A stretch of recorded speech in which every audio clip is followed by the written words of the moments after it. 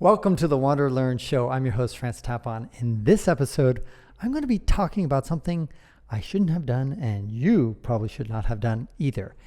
I decided to go off and get a colonoscopy and not have anesthesia. I'm going to talk about my entire experience. Before I do that, don't forget to like and subscribe to this video. Put a comment if you have a question and share it with other people. And don't forget to support my Patreon at patreon.com/ftapon. You can get rewards for as little as $2 a month. Now, for the colonoscopy. That was great. It was really lots of fun. So, first of all, why would anybody do a colonoscopy without anesthesia?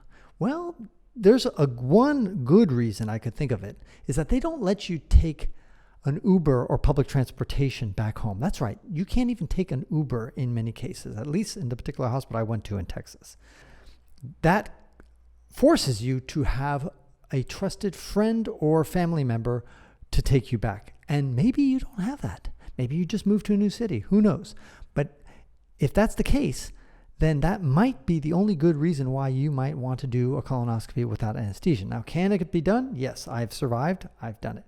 It was interesting. Right before I talked to the anesthesiologist, and I was asking the nurses, I said, hey, how many people actually do it with anesthesia? And then the first nurse, I think, told me, I think about 20% or something like that.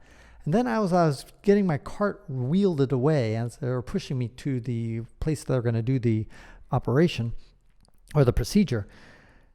They said, about 1%. And then the guy who's actually going to do it, he's like, yeah, probably less than 1%. Pretty much you're an idiot is more or less what he said. Back when I was 20 years old, I had blood in my stool, and there was a very little amount of time that I had to go right to college. And so the person decided to do a colonoscopy, or at least what I thought was a colonoscopy. It turns out that they only went a bit into my rectum, and I had the impression that I had a colonoscopy. And since I had survived that, it was uncomfortable, it was kind of unpleasant, but it was fine, it was totally doable. I was like, oh, I remember doing that in my 20s. It wasn't so bad. I can do that all over again. And plus, on YouTube, there's plenty of doctors who are getting the colonoscopy done, and they're kind of relaxed, looking at the image of their colon and their intestine on the screen, just chilling out, having a nice conversation as if it's nothing. I was like, this doesn't seem so bad. I could do this. In fact, I did it in my 20s. Hell yeah, I can do it without colonoscopy. And besides, I'm a man. I could deal with this. Not even close.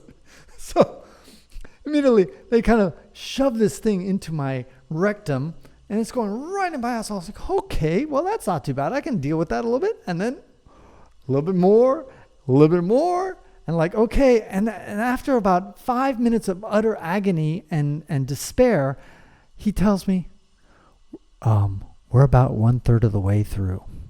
I was like, what? 1/3 of the way? I've just been suffering this entire time. This is how I felt. I was going like,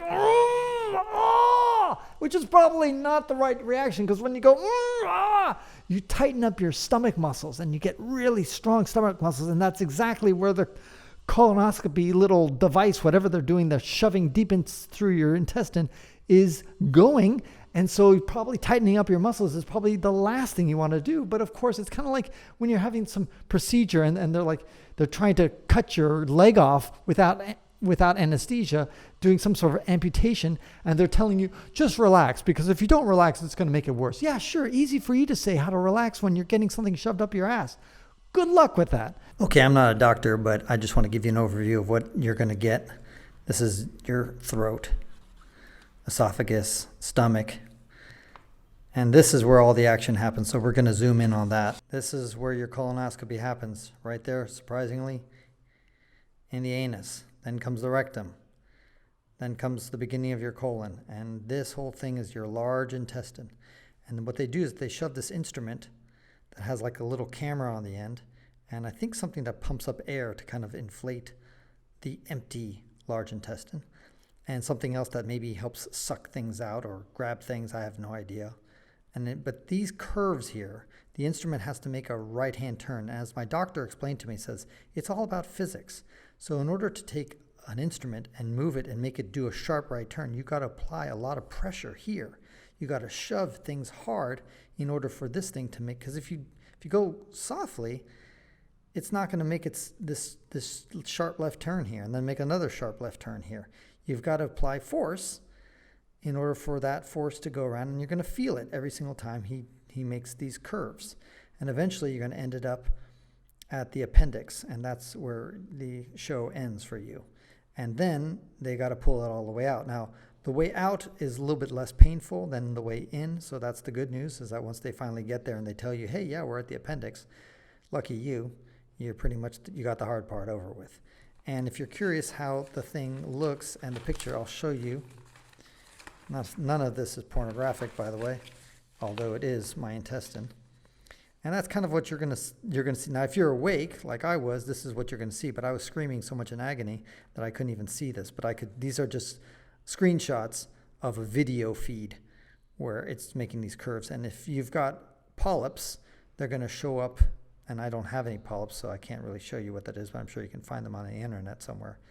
And you're gonna get this nice, pretty picture. Really, it's not that pretty. Anyway, I hope that's helpful for you. Get your colonoscopy. It was moments of sheer agony, especially as they're making these curves around your large intestine. Take the anesthesia. For those who are worried about it, it worked for Michael Jackson. They give the same anesthesia to Michael Jackson, and look what happened to him. That's, by the way, another very, very minor reason I was thinking about it. Like, hey, anesthesias, occasionally they get it wrong or some bad side effect or whatever. So it's like, hey, that's one more reason not to do it. Maybe I was unlucky, by the way, and maybe I had a bad doctor. Just judging from the YouTube videos, there seems to be some doctors who have no problem getting this thing shoved up their ass. I had a problem. So there's 3 reasons why you might want to do it. Number 1, like I said, you may not have a friend or a family member who can take you there. Number 2, it could be a cost-saving thing because anesthesia might, depending on your insurance plan, might cost you a little bit extra to do that. So I think I saved $70. Maybe, I don't even remember. So that's something to think about. And the 3rd reason is maybe you're just really against anesthesia and you just say, well, unless I'm, like they're doing open heart surgery or something like that, I really don't want to be put down. So there you have it. Those are the 3 reasons. As long as you have a friend, as long as you have a little bit of money, doesn't affect your insurance policy, as long as you don't have some macho thing in your head that you need to get this done without anesthesia, I think overall, get anesthesia. And that's the last thing I want to leave you with is that if you're in your 50s, just get it done. You probably don't have to get it once in the decade.